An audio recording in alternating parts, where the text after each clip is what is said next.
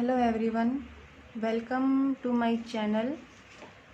आई am Poonam Lohan. अगर आप मेरे चैनल पर नए हैं और मेरी वीडियोस को पहली बार देख रहे हैं तो प्लीज़ मेरे चैनल को सब्सक्राइब करें, वीडियोस को लाइक करें, शेयर करें, कमेंट करें और साथ ही बेल आइकन को प्रेस करें, क्योंकि जैसे ही पीसी का सिलेबस कंप्लीट हो जाएगा उसके बाद मैं 3 नई सीरीज़ शुरू करने वाली हूँ, जिसमें पहली सीरीज़ है PGT at psychology complete course, second series है complete course of pedagogy and third series है research methods, complete course of research methods. जो ये रिसर्च मेथड है ये आपके नेट के लेवल के अकॉर्डिंग करवाया जाएगा। तो इन कोर्स को लेने के लिए तो आपको अपना मेरा चैनल सब्सक्राइब करना पड़ेगा, साथ ही बेल आइकन को भी प्रेस करना पड़ेगा। सो प्लीज़ जल्दी से सब्सक्राइब करें और बेल आइकन को प्रेस करें। आज का हमारा टॉपिक है neurophysiological evidence based upon chemical technique. हमने फर्स्ट 3 वीडियोस में एक पहली वीडियो में हमने इसके बेस के बारे में पढ़ा था कि इंट्रो हम कैसे लिखेंगे। सेकंड वीडियो में हमने इसकी एनाटॉमिकल टेक्निक यानी कि फर्स्ट टेक्निक को कंप्लीट किया है। थर्ड वीडियो में हमने इलेक्ट्रिकल टेक्निक को कंप्लीट किया है कि हाँ वहाँ कैसे कैसे इलेक्ट्रिकल स्टिमुलेशन देने के बाद ब्रेन में कौन कौन सी एक्टिविटी होती हैं। एंड लास्टली हम केमिकल टेक्निक पढ़ेंगे। आज का आपका टॉपिक इस वीडियो के साथ कंप्लीट हो जाएगा और आपका कंप्लीट कोर्स या कंप्लीट क्वेश्चन अच्छे से तैयार हो जाएगा, जिससे आप अपने मार्क्स गेन कर सकते हैं। थर्ड टेक्निक है neurophysiological evidence based upon chemical technique. Chemical technique पहले हमने एनाटॉमिकल टेक्निक की थी, उसमें हमने क्या किया था, लेजन के द्वारा ब्रेन के एरिया को बाहर निकाल दिया था या वहाँ उस एरिया को डैमेज कर दिया था। सेकंड इसमें स्प्लिट ब्रेन स्टडी थी कि जब हमने ब्रेन को 2 भागों में डिवाइड किया था तो हमें ये पता चला था कि लेफ्ट हेमिस्फीयर किस चीज़ के लिए रिस्पॉन्सिबल है और राइट हेमिस्फीयर किस चीज़ के लिए रिस्पॉन्सिबल है। उसके बाद हमने इलेक्ट्रिकल स्टिमुलेशन किया कि जब जब हम ब्रेन के पर्टिकुलर एरिया को स्टिमुलेट करेंगे हमारे रिस्पॉन्स बढ़ जाएंगे या फिर हमारे रिस्पॉन्स घट जाएंगे। तो लास्टली आज आपका केमिकल टेक्निक है। केमिकल टेक्निक मीन्स रासायनिक द्रव्य की हम ब्रेन के पर्टिकुलर पार्ट के अंदर इंजेक्शन के द्वारा उसके अंदर वो दवाई छोड़ देते हैं तो हमारे ब्रेन में केमिकल फैल जाते हैं, फिर वो हमारी लर्निंग में कैसे हमारी हेल्प करेंगे उसके बारे में पढ़ेंगे। केमिकल टेक्निक में मेनली हम 2 तरीके पढ़ते हैं। फर्स्ट है विद इन सेल केमिकल, कि हमने एक सेल के अंदर ही क्या किया, एक केमिकल दिया और उससे उसकी लर्निंग पर जो इफेक्ट पड़ा हमने उसकी स्टडी की। सेकेंड मेथड है बिटवीन 2 और more than 2 cells chemical change, कि जब हमारे पास सेल्स हैं वे 2 हैं, 2 से ज़्यादा भी हो सकती हैं, जब उनमें हम केमिकल को डालेंगे तो क्या चेंज आएगा और कैसे कैसे आएगा। तो फर्स्टली हम डिस्कस करेंगे within cell. Within cell में हम क्या करेंगे, 3 चीज़ें हमने यहाँ पढ़ी हैं, DNA, RNA और प्रोटीन। DNA आपका क्या होता है, डीऑक्सो राइबो न्यूक्लियस एसिड, RNA है राइबो न्यूक्लियस एसिड, तीसरा आपका प्रोटीन। तो यहाँ स्टडी हुई है और यहाँ ये बताया गया है कि DNA, RNA और प्रोटीन इन तीनों का रोल लर्निंग एंड मेमोरी में होता है। जिन व्यक्तियों में या जिन एनिमल्स में इनकी मात्रा ज़्यादा होती है या फिर एक टेक्निक के द्वारा जब हम इनके अंदर इंजेक्ट कर देते हैं, किसी प्राणी के अंदर DNA या RNA को हम इंजेक्ट करते हैं किसी सुई के द्वारा, तो क्या होता है कि लर्निंग और मेमोरी दोनों ही बढ़ जाते हैं। तो इसके अंदर सबसे पहले एक एक्सपेरिमेंट किया गया था जिसमें हमने आप DNA और RNA के जो इंजेक्शन लगाए गए थे। ये एक्सपेरिमेंट मेनली रैट्स पर किया गया था। ये एक्सपेरिमेंट बैचिक, जैकोब्सन, ब्यूश एंड जैकोब्सन ने 1965 में किया था। इसमें सबसे पहले उन्होंने क्या किया था कि कुछ रैट्स लिए थे और उनको ट्रेन किया गया था, यानी कि जब रैट्स को एक पजल में छोड़ा गया था, पजल है यहाँ पर स्किनर बॉक्स वाला पजल लिया गया था, कि जब स्किनर बॉक्स में उन रैट्स को छोड़ा गया था तो उन रैट्स को एक क्लिक की आवाज़, जैसे है टन टन टन, ऐसी एक आवाज़ दी गई थी और उस आवाज़ के आते ही चूहों को वो भोजन मिल जाता था। यानी कि इन चूहों को एक टन या घंटी की आवाज़ के साथ ये सिखाया गया था कि आपको भोजन कहाँ कहाँ मिलेगा। तो इन चूहों ने क्या किया, उस आवाज़ के बेस पर भोजन को पहचानना शुरू कर दिया। और फिर हमारा एक अनट्रेन्ड रैट्स था, ग्रुप था। इस ग्रुप को क्या किया गया था, इस ग्रुप को कोई ट्रेनिंग नहीं दी गई, कोई इसको आवाज़ नहीं दी गई। तो इन्होंने क्या किया, जिन रैट्स को ट्रेनिंग दी गई थी उनको उन्होंने क्या किया, मार दिया। और इनके ब्रेन से क्या किया, RNA को निकाल लिया, RNA को बाहर निकाल लिया।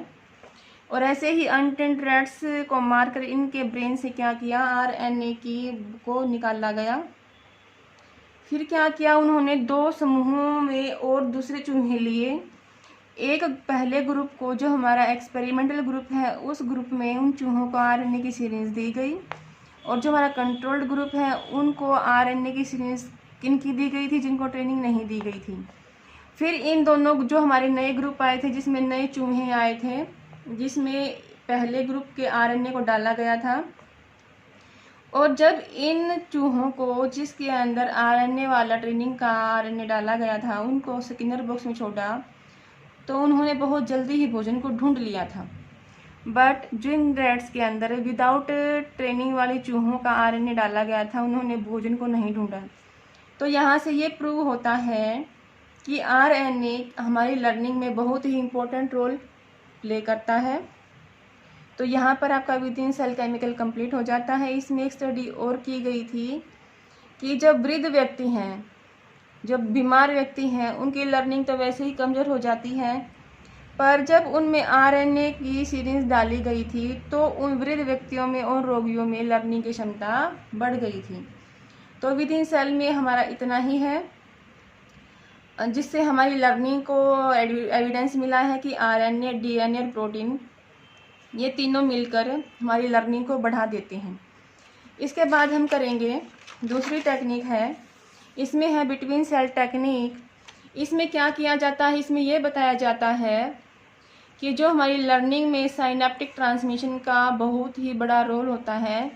जैसे जैसे हमारे साइनस बनते चले जाएंगे या फिर हम साइनेप्टिक ट्रांसमिशन बढ़ाने वाले इंजेक्शन किसी व्यक्ति को देते हैं तो उसकी लर्निंग में वृद्धि हो जाती है।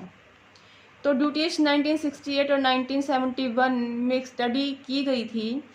इस स्टडी के बेस पर यह बताया गया था कि जब हमारे न्यूरॉन्स में, जैसे ये न्यूरॉन्स होते हैं, एक न्यूरॉन आपका यहाँ है और एक न्यूरॉन आपका यहाँ है। इन न्यूरॉन के बीच में ये जगह है, इस जगह को बोलेंगे साइनेप्टिक क्लेफ्ट। तो जो न्यूरॉन है, ये हमारे क्या होते हैं, एक न्यूरॉन यहाँ है, एक न्यूरॉन यहाँ है, तो बीच में क्या है, एक गैप है। तो जब एक न्यूरॉन के प्री साइनेप्टिक सेल के टर्मिनल बटन पर हम कुछ ACH यानी कि हमारा एसिटोकोलाइन नामक के एक हमारे पास ये ट्रांसमीटर होता है, ये क्या करता है, हमारी लर्निंग को बढ़ा देता है। जब इस ट्रांसमीटर को या फिर इस ACH को यहाँ पर प्री साइनेप्टिक पर डाला गया था, तो इसने क्या किया था, यहाँ पर साइनेप्टिक ट्रांसमिशन में वृद्धि कर दी थी और उससे लर्निंग बढ़ गई थी। मेनली इसने क्या बताया है कि इन्होंने ये बताया, जब एसिटिकोलाइन हमारा एक्साइटेटरी इफेक्ट डालने वाला एक न्यूरोट्रांसमीटर होता है, जब इस न्यूरोट्रांसमीटर की मात्रा हम ज़्यादा किसी व्यक्ति के न्यूरॉन्स के अंदर प्री साइनेप्टिक क्लेफ्ट में डाल देते हैं, तो वहाँ से उसकी साइनेप्टिक ट्रांसमिशन मजबूत हो जाती है और उसकी लर्निंग बढ़ जाती है। क्लियर है आप लोगों को। इसके बाद एक स्टडी और की गई थी, इनवर्टिबल रेट्स है, ये हमारा रीढ़धारी जीव होते हैं, ये हमारे समुद्र में पाए जाते हैं। समुद्री जीव के ऊपर एक स्टडी की गई जिसमें इसका नाम था एलेप्सिया पर एक स्टडी की गई थी। यहाँ पर यह पाया गया था कि इस एलेप्सिया के अंदर जो साइनेप्टिक ट्रांसमिशन है वो बहुत ज़्यादा बनते हैं और जब इसमें ACH की मात्रा को बढ़ा दिया गया था, इसकी लर्निंग बहुत ही मजबूत हो गई थी। इसके बाद कैंडल और हॉकिंस ने एक 1992 में एक स्टडी की थी। इन्होंने ये बताया था कि जो हमारे साइनेप्टिक ट्रांसमिशन है, जितना साइनेप्ट बनेगा, जितने न्यूरॉन बढ़ेंगे, उतना ही हैबिचुएशन, सेंसिटाइजेशन और कंडीशनिंग में लर्निंग बढ़ जाएगी। हैबिचुएशन मैंने आपको फर्स्ट वीडियो में बताई है कि जब हम एक काम को बार बार करते हैं तो हमें उसकी आदत पड़ जाती है, उसको हैबिचुएशन बोलते हैं। सेंसिटाइजेशन क्या है कि जब हमारे पास एक घटना घट जाती है, अगर हम सेम सिचुएशन में जाते हैं तो हम उसके प्रति पहले ही अलर्ट हो जाते हैं कि हाँ ऐसा कुछ होने वाला है, तो वो आपका सेंसिटाइजेशन है। कंडीशनिंग अगर आपको बताई जाती है होता है स्टिमुलस रिस्पॉन्स कंडीशनिंग, कि एक स्टिमुलस है उसको देखकर रिस्पॉन्स किया गया है। तो ये जो कंडीशनिंग है वो पैलो की कंडीशनिंग आपको पता होगी जो उसने डॉग के ऊपर की थी। तो ये सब क्या बता रहे हैं कि जितने हमारे न्यूरॉन बढ़ेंगे, जितना साइनेप्टिक ट्रांसमिशन बढ़ता चला जाएगा, उतना ही हमारा साइनेप्टिक प्लास्टिसिटी होती चली जाएगी और हमारी लर्निंग बढ़ती चली जाएगी। सो अब तक जो आपका ये टॉपिक था फिजियोलॉजिकल बेसिस ऑफ लर्निंग, ये कंप्लीट हो चुका है। इसमें आपकी 4 वीडियो हैं, आपको इन चारों वीडियो को कम्प्लीटली देखना है, जिससे आपका पूरा टॉपिक क्लियर हो जाएगा। और तब तक के लिए आप इनको पढ़ें, और नेक्स्ट वीडियो में मैं आपको न्यूरोसाइकोलॉजिकल बेसिस ऑफ मेमोरी का करवाऊंगी। तब तक के लिए नमस्कार। Stay home, stay safe and stay healthy. Thank you.